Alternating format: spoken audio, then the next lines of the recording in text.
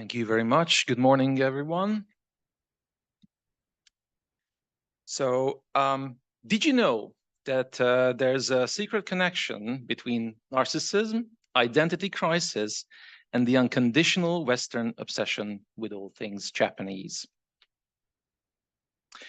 For some, Japan is like a potent drug or their life seasoning additive, and they are always ready to add that extra dash of anime girls, a sprinkle of Japanese Zen spirit, or a taste of Japanese cuisine to their rather tasteless identity.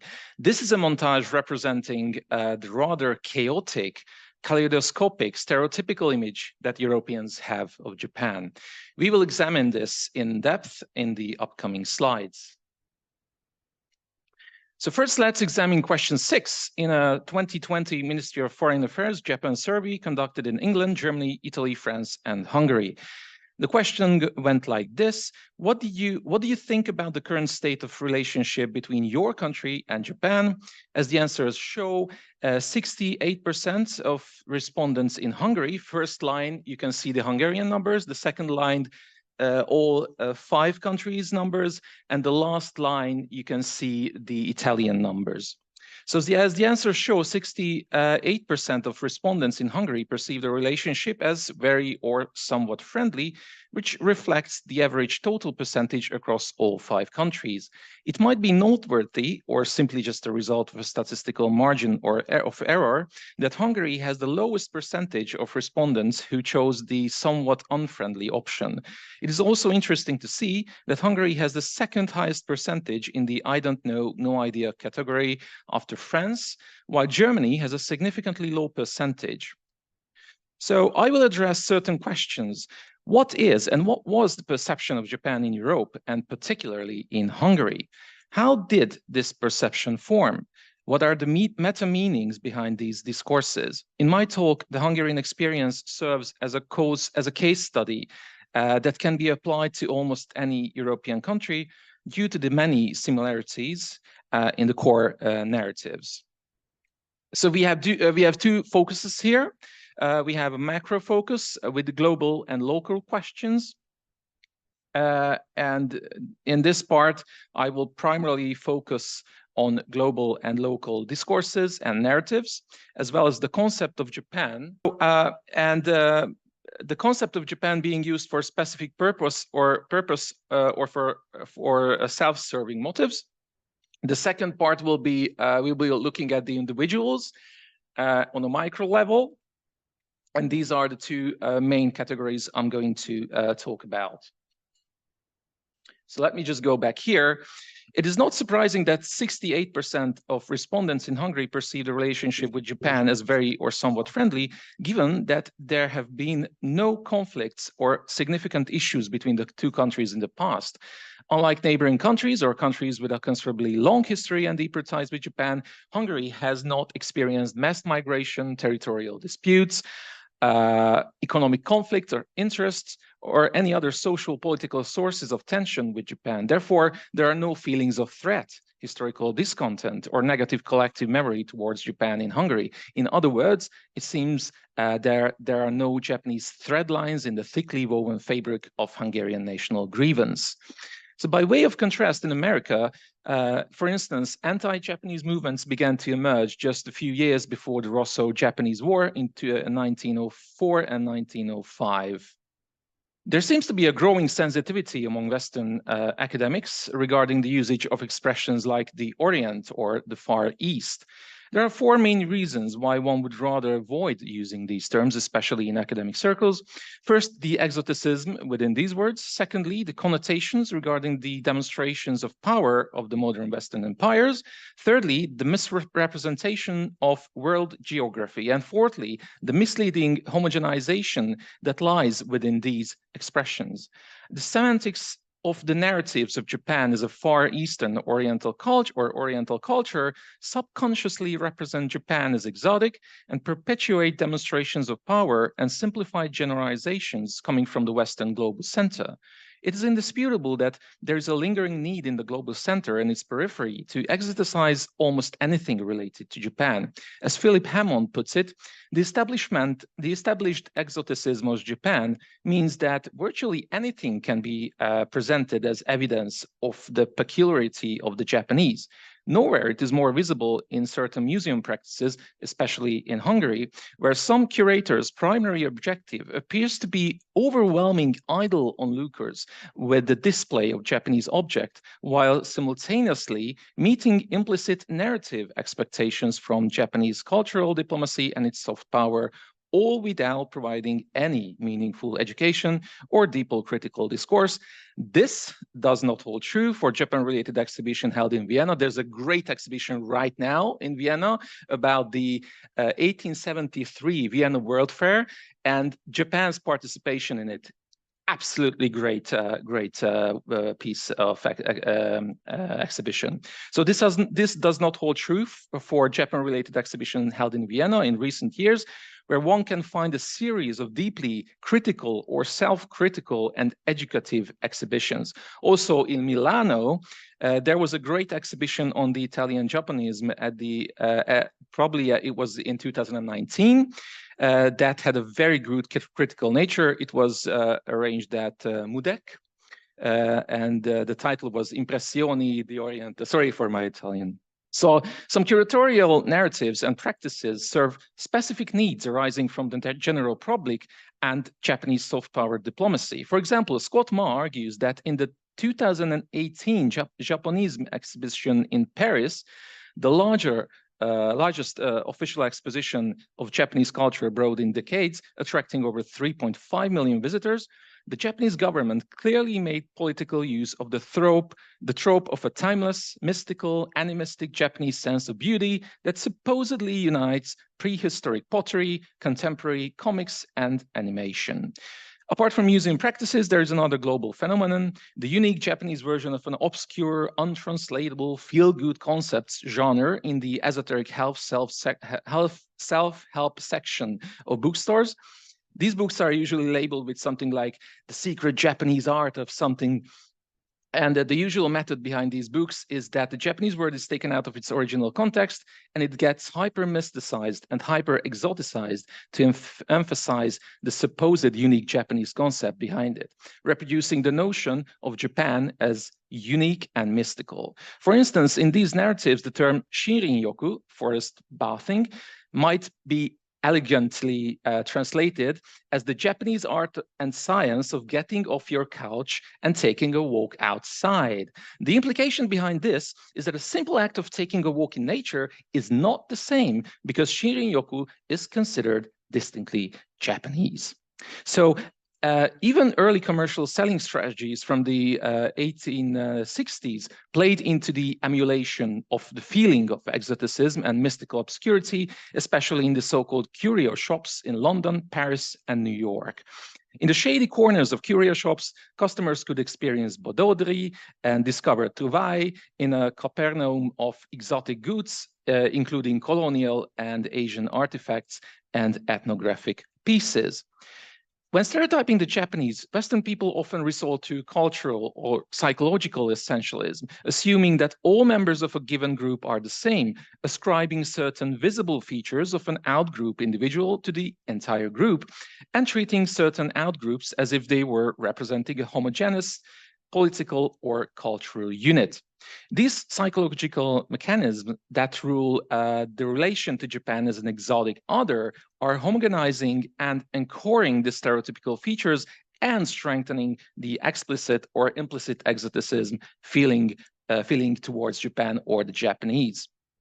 There's a recent argument that when Westerners attempt to make sense of Japan and or the Japanese, they do this in terms of their own cultural expectations, as well as seeking to understand the Japanese. However, the examples I provide in this lecture present a clear-cut counterpoint to this argument. They reveal the fact that in most cases, there's no inherent need to objectively comprehend Japan or the Japanese, and there's no real necessity exists to extract any objective meaning from anything related to Japan. According to Toshio Miyake, who is from Foscari University, he has a great paper on this one.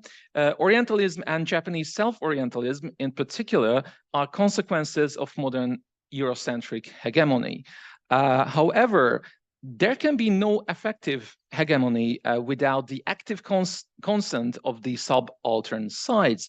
This hegemony is effective because there is a mutual interplay of Occidentalism intermingling with both Orientalism and self-Orientalism. So we can find many narratives revolving around the comparisons and commonalities between Japan and Europe or the global center, even pseudoscientific narratives of social Darwinism, which promoted Western national exceptionalism and xenophobia, made their way to Japan and have a Japanese version in the form of Nihonjinron.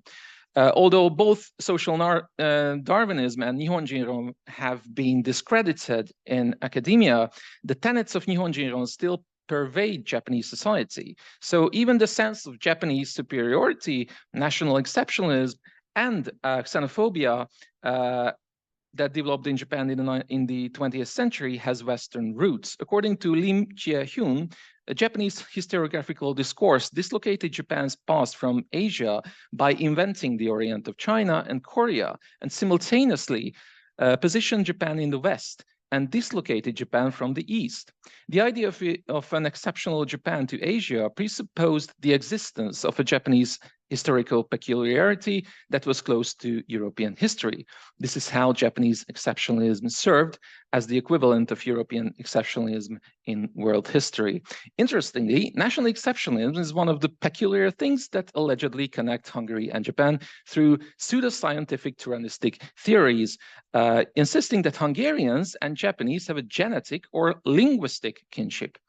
Turanism is a pseudoscientific political ideological movement proclaiming the need for close cooperation or political unification between people who are claimed by its supporters to be culturally, linguistically, or ethnically related to and have inner and Central Asian origins, such as the Turks, Mongols, Tungus, Hungarians, Finns, Estonians, and other smaller ethnic groups, as a means of collaborating towards shared interests and opposing the cultural and political influences of the powers of Europe and East Asia. It was born in the 19th century to counter the effects of pan-nationalist ideologies such as pan-Germanism and pan-Slavism. The Japanese-Hungarian pseudoscientific search for kinship has nothing to do with science or rational thinking. Instead, it is based on a kind of a religious faith that is mixed with occultism, esotericism, and exoticism, and is not free from political ideologies. Its modus operandi is to fabricate support for its ideological beliefs based on spiritual faith. In the postmodern, post-truth world, it seems that people are living in this society of the spectacle, and they increasingly prefer captivating fantasies over history or historical realities, no matter how far removed the reality and phantasmagorias may be. There are Western narratives that highlight closeness between Japan and the West. This phenomenon can be observed in some British antonomasias and comparisons used with Japanese subjects formed at around 1902 at the time of the Anglo-Japanese alliance. Japan was referred to as the Britain of the East, or Osaka was referred to as the Manchester of Japan. Kobe was the Liverpool of Japan. We find further antonomasias in some 19th century Japanophile narratives describing Japan as the Greece of the Far East. In this example, there's an assumed Western primacy where the comparative value of Japan as a Far Eastern civilization lies in showing us in their present states our past states.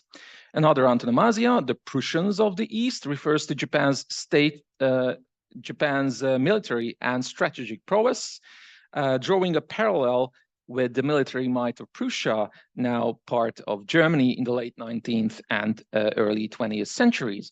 The expression became prominent during the Russo-Japanese War in 1904-1905, when Japan defeated the Russian Empire, showcasing its military capabilities and solidifying its status as a rising power. At this point, it's pertinent to briefly examine the history of European discourse on race and its connection to Japan. According to Rotem Kohner, from 1300s to 1543, during the phase of speculation, mentions of the Japanese by Europeans were so sporadic that they did not form a coherent discourse. Throughout this era, the Japanese were essentially imagined figures, with only a handful of Europeans speculating about their existence based on rumors. The discourse evolved rapidly once direct contact with the archipelago became possible. During the second period, the phase of observation, we can see the first European encounters with the Japanese on their archipelago between 1543 and 1640. This intensive phase began with the landing of Portuguese traders in Japan and the arrival of Jesuit missionaries, ending with the final expulsion of the former almost a century later. The third period is the phase of reconsideration from 1640 to 1735. Rothem-Kohner argues that European self-confidence and arrogance vis-a-vis other non-Europeans was reaching new heights in this phase. In the late 17th century, initial ideas of a new racial order seemed to germinate. And there's a kind of an Italian thread in this race discourse. There are two great works. One is a research paper from Michele Monserrati, sorry for my Italian, and another one is The Fascist Effect, Japan and Italy after the Second World War. So these are really interesting literatures. You might know them. If not, I really recommend you reading these. So recent major global surveys reveal a close relationship between Japan and Europe. For example, the Engelhardt-Welzer cultural map represents empirical evidence of massive cultural change and the persistence of distinctive cultural traditions. Main thesis holds that socio-economic development is linked with a broad syndrome of distinctive value orientations. You can see the traditional values versus secular rational values, and the survival values versus self-expression values. If you take a look at the map, it is clear that Japan is close to Europe in the secular and secular rational, and self-expression values. You can also find Italy in the middle of the green Catholic Europe part, which is close to Israel. Hungary's position is really interesting. It's very close to China, and the Czech Republic's closeness to Japan is also quite interesting in this cultural map. It looks like there's an overall positive perception of Japan in the world, and it can be seen in another survey that measures the so-called nation brands, the Anhalt Ipsos Nation Brands Index, an annual study that has been conducted since 2008 to gather perceptions of countries around the world. In its latest edition from 2022, Japan ranked second, making the first time since 2018, and achieved strong reputational rankings on the exports, tourism, and culture indices. In the 19th century, travelogues served as a peephole into the world of the other, emerging as one of the most popular ways to represent and introduce the other to the reader and to compare it with the self. Travelogues published in the Hungarian kingdom in the Austro-Hungarian monarchy at the turn of the 19th and 20th century frequently praised one particular trait of the Japanese: their exceptional cleanliness, the cleanliness of the human body and its environment. Cleanliness was regarded as a symbol of progress, of rising within the global cultural hierarchy, and of one's place in that hierarchy, due to the fact that the profound transformation of hygiene culture began at the end of the 19th century. The cleanliness of the Japanese continues to be a highly regarded trait, even in our present times. For example, we can observe this in the memetization of Japanese fans at the 2022 Soccer World Cup in Qatar. Numerous media sources and social media contents praised the Japanese fans for consciously picking up trash after themselves in the stadiums. Such beam stories about the weirdness of the Japanese are summed up by a British commentator. The message of all such stories is These guys are unbelievably weird. And when combined with the economic stories, the message is these guys are unbelievably weird and very frightening. For quite some time, Japan has been perceived in the Western world as a traditional society steeped in the imagery of geisha and samurai. However, this perception gradually merged with the symbols of technological and economic advancement, redefining the country's image.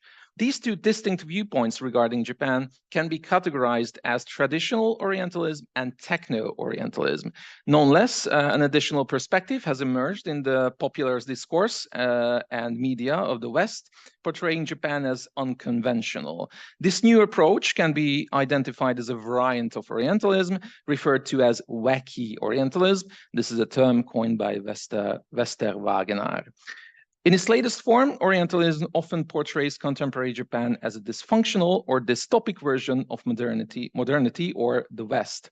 Again, I'm quoting Toshio Miyake, who aptly describes three prototypes of Western Orientalists and the way they configure Japan as a symbol of something. For the nostalgic Orientalist, the real spirit of Japan is grounded in tradition as the only guarantee of an idealized harmony. For the paternalistic Orientalists, Japan offers an opportunity to judge the intrinsic limits of its modernity in terms of rationality, individualism, and democracy. Meanwhile, postmodern Orientalists delve into a spectacularized version of Japan, often nurturing cyberpunk and apocalyptic fantasies. Such present Orientalistic discourses about Japan are effectively inducing fascination for Japan as a cultural paradox or oxymoron by adding or mixing hyper-tradition to or with hyper-modernity. At the end of the 19th century, the trend of Japanism, the widespread fascination with the Japanese art and culture that emerged at that time, also contributed to the formation of a positive image about Japan. If we were to describe what Japanism really means from a post-colonial viewpoint, we can say that the following. Japanism is a process or phenomenon whereby the Western or peripheral ego appropriates Japan's cultural elements, objects, techniques, and concepts. These are often utilized in a weak, shallow, and detached manner, taken out of their original context and used ad hoc. This involves stylization and enjoyment, as well as exploitation, meticulous imitation, and copying, sometimes resulting in imitations that seem more authentic than the originals. The Western or peripheral ego cheerfully entertains itself on an imaginary stage, assuming and portraying Japanese roles. However, Japan and the Japanese themselves play no genuine active part in this seemingly extravagant but actually superficial spectacle. Unfortunately, when they do play a role in it, I'm referring to self-Orientalism, they inadvertently reinforce Western stereotypes through self-Orientalization. So most of the time, they, along with the cultural elements originally associated with them, serve merely as colorful backdrops for this inexpensive ego trip. The sole purpose of this Western peripheral activity is a fundamentally self-centered, suspiciously exotic, light-hearted form of entertainment and exhibitionism. Throughout this process, the intention is never to truly understand Japan, the Japanese people, or the connected objects and concepts behind them on a deeper level, nor to meaningfully explore them. Instead, this process reveals Western or peripheral self-esteem issues where the Western or peripheral self is struggling with some form of a crisis and the exploitation of business opportunities through Eurocentric Orientalism. If we examine the historical perceptions and reminiscences about Japan in Hungary at the turn of the 19th and 20th century, we can identify 6 thematic categories under the narrative umbrella of Japan regarded as something or a source of something. In some cases, Japan was regarded as a spectacle, especially during the early stages of contact. Starting from the late 1860s, Japanese acrobat troops visited the Kingdom of Hungary and probably Italy too, And the 1873 World Fair in Vienna cast a spotlight on Japan within the Austro-Hungarian monarchy. Later, the appearance of Japan-related theatrical plays, dramas, operettas, operettos marked the spread of theatrical romanticism at the beginning of the 20th century. Concurrently, Japan-themed couplet songs offered audiences a sense of frivolous humor and light entertainment. And the increasing availability of inexpensive Japanese knickknacks painted the picture of Japan as the source of commercial consumer goods. Alongside these affordable Japanese curiosities, a distinct high society market emerged for various highly priced Japanese artifacts, and owning these objects became a status symbol in society. Lastly, there was always a lingering opportunity for flirtation, especially within the circles of male travelers privileged enough to journey to Japan, who engaged in intimate relationships with underprivileged and unfortunate Japanese girls through the system of temporary marriage in the fin de siècle Japan. So the elevation of Japan as a highly valued entity in Hungary is heavily influenced by contemporary consumer like and fandom culture. During the last years of the Goulash communism, 1980s until 1989, widely televised Chinese kung fu movies and the Shogun series triggered revitalized interest in Japan and a significant karate boom in Hungary. Subsequently, during and right after the above period, Japanese products such as cars, watches, cameras, fishing gear, audiophile equipment, gadgets, design items, clothes, contemporary and classic Japanese literature, as well as pop culture products inundated the Hungarian market. These items served as a gateway drugs to the culture of consumeristic Japan worship. The concept of Japan has, in a way, evolved into a joyous, immensely gratifying, consumer-centric, imaginary land of the rising fun.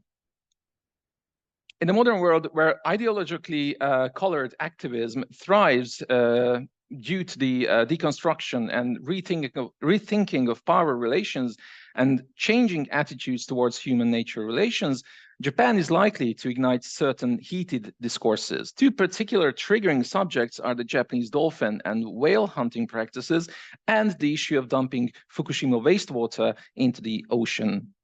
Woke BIPOC activists might also feel triggered by various forms of identity tourism, cultural microaggressions, and cultural appropriation. At the same time, Japanese pop culture provides safe space for postmodern LGBTQ+ and gender activists.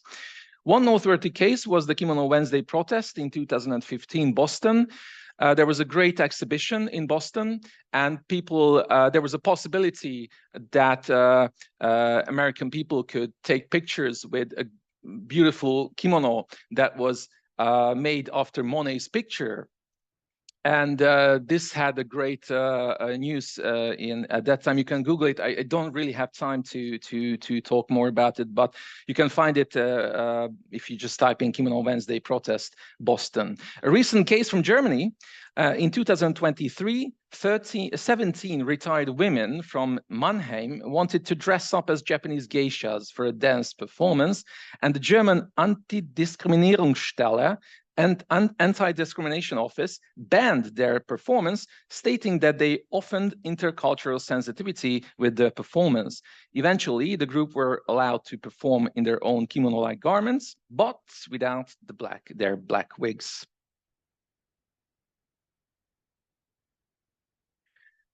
As Hungary becomes isolated in the EU due to its foreign policy, an interesting political export concept emerges in certain American and Japanese conservative, alternative, and social media outlets. This concept involves the the propaganda export of Hungary's family and migration policies, essentially exporting a so-called Hungarian model. The narrative strongly emphasizes Hungary's ethnocentric exceptionalism and positions it as a model country with a mission that is somewhat reminiscent of that of the United States. This rhetoric is also observed in some Japanese online alternative media channels, garnering mixed popularity. The Japanese public interest in this matter is probably most accurately portrayed through a short Japanese tweet. It was argued that Hungary's family policy is being discussed on Japanese Twitter, not so much for the purpose of praising it, but rather as mere buzz content. After discussing the interplay between local and global phenomena using a macro lens approach, we should turn our investigation towards the individuals behind these processes, employing a micro lens approach. We will explore the Japanophilia, the intricate relationship between the Western or semi-peripheral ego and Japanophilia, Japanmania, or Japan fetishism, call it as you like. The American writer and journalist Roland Kells defines Japanophilia as the outsider's infatuation with Japan's cultural character. We should not exclude the international tradition of holding so-called Japan Days from our investigation. This tradition is flourishing all over in Hungary, where some major cities hold their own dedicated Japan Day once a year. However, when we scrutinize these events critically, we encounter a perplexing mixture of spiritual wellness experience packages being offered to the average person in the semi-periphery. These experiences are often taken out of context, stripped of their original environment, and haphazardly crammed into sports halls and post-Soviet community centers. The Japan Days are primarily organized by a small group known as the Hungarian-Japanese Friendship Society, working in close cooperation with various satellite units. These events tend to feature an extreme anything related to Japan, no matter how niche, approach in their workshop specializations, and the insatiable consumer demand for constant Japanese novelty drives the need for a continuous influx of new offerings. From around the 2000s, an increasing number of Western and non-Japanese individuals have been engaging in traditional Japanese arts, crafts, and sports. Enthusiasts from overseas are eager to acquire craft-related skills from various parts of Japan, sometimes pursuing studies under the direct or indirect guidance of a Japanese living national treasure. This trend highlights the globalization and the cultural franchising of or semi-consciously outsourced Japanese national cultural heritage facilitated by non-Japanese Western apprentices. A group of internationally attuned non-Japanese Westerners, these individuals has recognized the business opportunities that Japan-related traditional arts and crafts can offer. In this process, mostly initiated by these actors, the culture of the other, in this case, an internationally highly valued Japanese culture, as well as the cultural difference itself, became a highly saleable commodity in contemporary Western society, and they are being re-promoted as global products. This awareness has led to a rise in the number of opportunistic non-Japanese Western actors, including artists, performers, players, masters, and owners across various traditional Japanese arts, crafts, and other cultural activities. These encompass a diverse range, commonly referred to as cultural brokers. These individuals may unconsciously disrupt the well-indoctrinated and deeply rooted Japanese national chauvinism and ethnocentric narratives about the unique, traditional, authentic Japanese cultural elements due to the fact that these narratives often assert that Japanese sensitivity to aesthetic refinement surpasses that of other nations. Already certain tensions are emerging, particularly in the gastro and lacquerware and ceramic industries. Japanese food seems to be probably the first aspect of Japanese culture that has slipped out of the national cultural orbit. In response to these trends, the Japanese government established the Organization to Promote Japanese Restaurants Abroad, often derided as the Sushi Police. Subsequently, they successfully advocated for the recognition of washoku as UNESCO's intangible cultural heritage. In the lacquerware and ceramics industry, collaborations involving the sharing of Japanese designs and advanced techniques between Japanese craftsmen and their non-Japanese Westerner apprentice counterparts are giving rise to evident conflicts of interest. As this trend continues, the deeply rooted narratives of Japanese cultural superiority may face even greater challenges, and the conflicts emerging in the gastro, ceramics, and lacquer industry are just the tip of the iceberg. While this outward reinforcement of Nihon Jinron ideology may provide a protective buffer for the Japanese, as Keizo Nagatani and Akio Tanaka put it, there may be a time when the assumed essential qualities of Japaneseness are no longer familiar, but instead foreign to the Japanese themselves.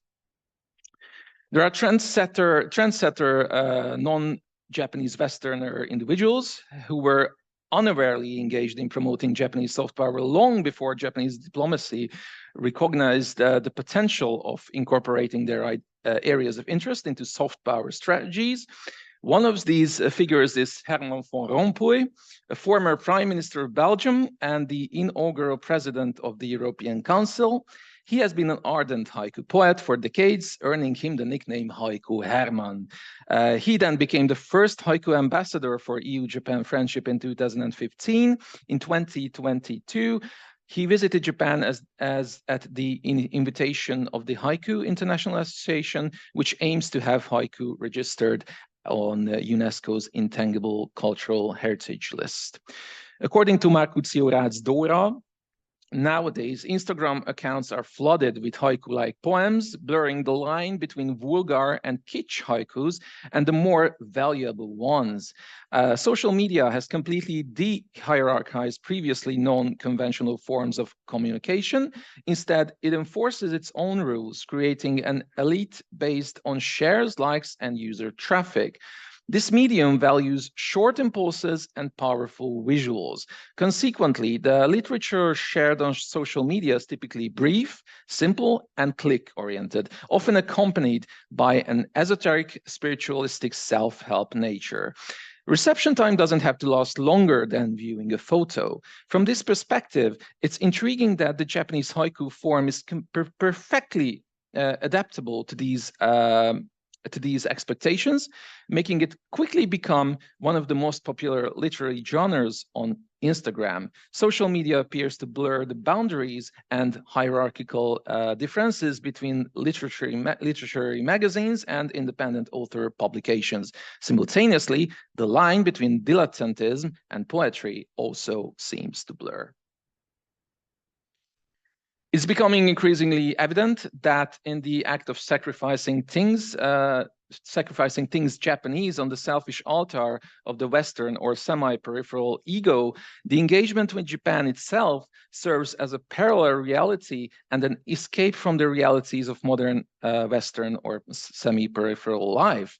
In these instances, Japan, or the engagement with the valued other, serves as a form of ego bathing, a quick, cost-effective spiritual sauna or wellness session for the troubled Western or semi-peripheral consumeristic ego.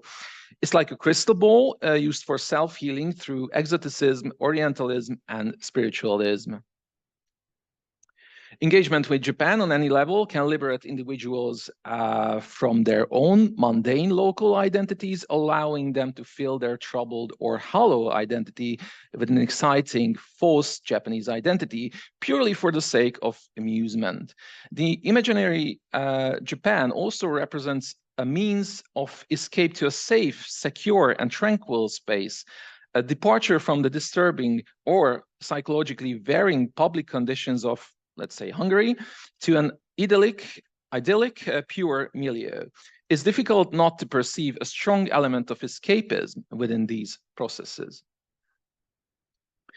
Engaging with Japan almost on any level invokes a profound emotional experience. When we examine the Hungarian words associated with Japan or things Japanese in Hungarian public discourse, we tend to find words such as adoration, mania, admiration, affection, respect, love, and gratitude.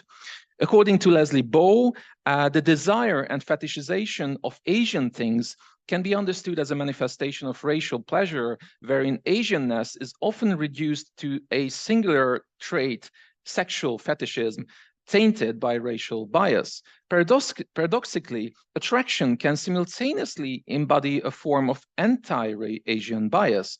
For instance, the act of collecting Japanese kawaii items, such as figurines and cute objects, can be seen as a subtle form of domination. While these Japanese items bring delight, joy, and spark interest, they also appeal to one's sense of control over something small, helpless, and infantile. There may be a complex psychology at play here where the owner subconsciously acknowledges the object's subordinate position. Similar psychological mechanisms can be observed in press coverage about Japan in Britain. Beneath their seemingly light-hearted tone, there may be an underlying hostility and fear appearing in the discussions of cultural differences. The exotic Japan genre of journalism expresses a coded form of racial thinking by encapsulating the notion that while Japan may look modern and Western, it is really traditional and Asian, meaning, however modern and Western it might appear, Japan has an unchanging Asian soul. The deceptive appearances idea thus equates the supposed unworthiness of Japan with the country's hidden Asianness. The apparent focus on cultural difference and the obsessive discussion of Japanese cultural difference itself easily slips into racial thinking about the national character, the Japanese psyche, or the Asian soul, and therefore it carries an implication of innate racial difference within itself. Japanophiles and young individuals immersed deeply in Japanese geek culture might be more inclined to exhibit xenophilic attitudes, explicit or implicit disdain for their own cultural in-group, and allophilic attitudes, appreciation or overvaluation of a cultural outgroup. In a quest for uniqueness and individuality, young individuals might gravitate towards exhibiting attitudes that set them apart from the norm. Embracing foreign culture can be a way to establish a distinct identity within geek culture. Speaking from empirical observation, there might be a direct correlation between one's grandiose narcissistic psychopathology and or identity crisis and their exalted Japanophilia. For them, for the modern Eastern European ego grappling with an identity crisis, Japan functions as a form of life flavoring, a virtual umami, MSG, whatever. These Japanophiles cultivate a positive, non-critical echo chamber around themselves, brimming with self-affirmation, respect, likes, and positive feedback. At times, their Japanophilia and parallel reality, coupled with occasional instances of intentional or unintentional cultural appropriation, find validation through the current soft power cultural diplomacy, further validating the authenticity of their Japan mania and parallel reality. There's an intriguing characteristic regarding the lack of gender parity in Japanology in Hungary. Hungary in Japanology, from its inception in the 1960s and 70s, has, for some reason, developed into a discipline predominantly cultivated by women. I conducted a quick non-representative sampling to investigate whether women are more active in academic and non-academic fields related to Japan in Hungary. The results of this mini statistics analysis are as follows. Approximately 56% of online pandemic lectures at the Japan Foundation Budapest were delivered by women between 2020 and 21. The heads of Japanese studies departments are 100% women. Among lecturers in the Hungarian universities with Japanese studies, 58% were women in 2021. The management of the Hungarian-Japan Friendship Society consists of 43% women, with the president being a woman in 2021. And there was a Japanologist conference held in 2019 where 65% of speakers were women. And in one of the universities where there is a Japanese major, 75% of graduates were women between 2000 and 2020. In terms of women graduates, this can be partly explained by a growing gender parity trend in the EU in academic fields. However, it might not be coincidental that during a recent online talk in 2021 in April, Dairon Debney, the director of Japan Study and associate professor of politics and Japanese studies at Earlham College in America, expressed an opinion about Japanese studies, contending that, quote, the field is largely white and largely female, unquote. Another American Japanese studies scholar, Grace N. Ting, is of the opinion, without citing any statistical data, that the field of Japanese studies in America is still predominantly white and male. It is interesting to observe how personal experiences and perceptions about the gender situation in Japanese studies in America differ from person to person. Perhaps we can attribute this difference in perceptions and experiences to inner male or female chauvinism. But Grace and Yiting also expresses her opinion about Japanese studies, noting that individuals of color, particularly those who are non-Japanese or non-Asian, and queer individuals, especially those who are not gay white men, quote, are still few and far between, unquote. Subsequently, she asserts that the establishment of Japanology was influenced by racialized and gendered forms of desire. She cites Harry Haratunian, who highlighted that early male, presumably often white scholars of Japan studies were motivated by the desire to gain entry in order to penetrate and thus comprehend the concealed secrets of native knowledge and sensibility. And it was frequently achieved by having Japanese wives who could also serve as native informants. Other scholars have made similarly interesting observations. They have briefly commented on the historically feminized role of Japanese language instructors, noting that Japanese language instruction has predominantly been a task undertaken by mostly Japanese women, as opposed to the more elite task of teaching content, courses on Japan. And according to them, it looks like this dynamic continues to the present.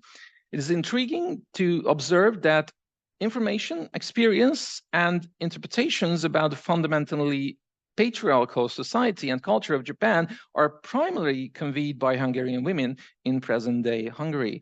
This is in stark contrast to the turn of the 19th and 20th century, when it was mainly Hungarian men who were shaping the discourses on Japan, thus shaping the image of Japan through their gender-filtered perspectives.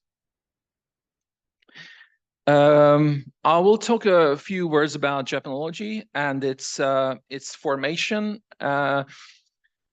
World War II interrupted Japanese studies in all European countries, and it was not until the 1950s and later that Japanology was re-established at the universities with little changes in approach and outlook. The focus of Japanology rested on language, linguistics, and translations of mainly medieval and modern literature. Since the 1970s, there have been continuous efforts with limited success, though, to expand Japanology, an exotic and eccentric field modeled after Egyptology, Assyriology, and the like, into the more open and modern social science-oriented area of Japanese studies. According to Keizo Nagatani and Akio Tanaka, in the historiography of image building between Japan and the West, the images they hold of each other have largely remained unchanged. This situation can be partly attributed to the presence of Japanology, along with journalists and politicians, the chief culprits who are responsible for perpetuating static images of Japan. There are academics who unintentionally or otherwise propagate the canonical observations of early Japanologists that Japan is fundamentally an antithesis of Western civilization. In the Orientalist contribution of Japanology with the help of journalism and politics, Japan is attributed with qualities that are diametrically opposite of what supposedly characterized the West. While the West is conceived as muscular, rational, progressive, Japan remained feminized, emotional, and backward. Moreover, there's an ironic twist to this, since the characterization of Japan was not just a product of one-way, single-minded European imposition. The Japanologist discourse had complicit partners in Japan too, who were eager to share their views on Japanese uniqueness. The modern definition of Japanese studies was provided by Ogawa and Seaton in 2020. The interdisciplinary or multidisciplinary study of Japan in the social sciences and humanities, in which analysis of Japan in domestic, international, or comparative contexts using both Japanese and non-Japanese sources is disseminated to an international audience. They conceptualize 6 different eras of Japanese studies: the early imperial, late imperial, post-war internationalization from the 1970s, the globalization from the 1990s until the 2010s, and new frontiers from 2020 onwards. Due to the marred history of Japanology, we must take into consideration the hidden individual motives and implicit embedded Japanophilia within academia across various fields in present days. As Eike P. Roth aptly puts it, quote, "In Japanese studies, Japan is a given. Institutionally speaking, Japanese studies is a well-established academic discipline. Unlike most other academic disciplines, however, it is defined neither by a specific scientific method nor a body of theory, but only by its subject matter, things Japanese. Haiku poetry, Shingon cosmology, LDP ideology, and Studio Ghibli imagery have nothing in common, cannot be interpreted through the same theoretical lens, and are approached by means of different methodological toolkits. Yet, they are all studied at Japanese studies departments, which persist not because of the innovative character or social relevance of their research, but more prosaically because of comparatively high student numbers and a stable supply of Japanese funding. In the current neoliberal university system, study programs that are economically viable are sustained regardless of the quality and relevance of the research. Consequently, Japanese studies continues to exist as a bounded academic field, but it is characterized by a high degree of self-containment and isolation and little productive interaction with other disciplines, unquote. The number of students in the field of Japanology is on the rise in Hungary too. As a result, Hungarian universities are tailoring their Japanese studies programs to prospective students, albeit with an unfavorable consequence of weeb or Japanophile incubation. This is due to the undeniable fact that the majority of applicants are passionate and conditioned Japanophiles and ardent consumers of Japanese pop culture. By enticing these young students into Japanese or Asian studies programs, universities can significantly bolster their income through their admission fees, and direct support from the state, and through various official financial support from Japan and sometimes even from China. One deterrent, quirky manifestation of this enticement can be seen on the homepage of the Department of Asian Languages and Literatures at the Romanian Babes-Bolyai University, where they openly promote their department with 2 overly exoticist slogans: discover the fascination of the Far East, experience the exoticism of Asian culture, which I find really interesting. There's a discernible presence of explicit or implicit Japanophilia in specific circles of Western scholars engaged with Japan, including some Japanologists, some sociologists, art historians, linguists, anthropologists, geographers, some historians, and more. Among these academics, certain individuals exhibit a tendency and susceptibility to depict Japan only in a favorable light. Subconscious motivations may also underlie their inclinations. Those desiring invitations to work in Japan feel compelled to showcase their research positively in front of their Japanese colleagues. An opinion written harshly by the American professor who had been teaching, in Japan, supports this presumption. To perform his or her, quote, to perform his or her own work effectively, the typical foreign Japanologist has to join and play the game by Japanese rules that eschew unacceptable areas or degrees of criticism. There's a strange propensity among American Japanologists to feel one-sidedly positive about Japan. If you are a foreigner who is too critical about Japan, your sources of information, funding, or friends dry up, unquote. It might be well assumed that Western researchers who portray Japan in a predominantly positive manner are more likely to be warmly received and treated in Japan compared to those who employ critical undertones. Through the lens of behavioral science, we can identify several biases inherent to Japanophiles. First, there's a confirmation bias. They avoid negative or critical statements about Japan, often dismissing them as false or malicious. They gravitate towards individuals who share their Japanophile perspective. Japanophile Facebook groups perpetuate opinions within an artificially constructed information bubble. This self-depiction significantly narrows their horizons. They fail to consider the complete picture, instead engaging in highly limited and manipulated thinking. We also have in-group bias and herd mentality within Japanophile circles. People tend to align their thoughts, opinions, and behaviors with larger groups, conforming to the crowd or majority. Occasionally, they suppress their inclination for critical thinking.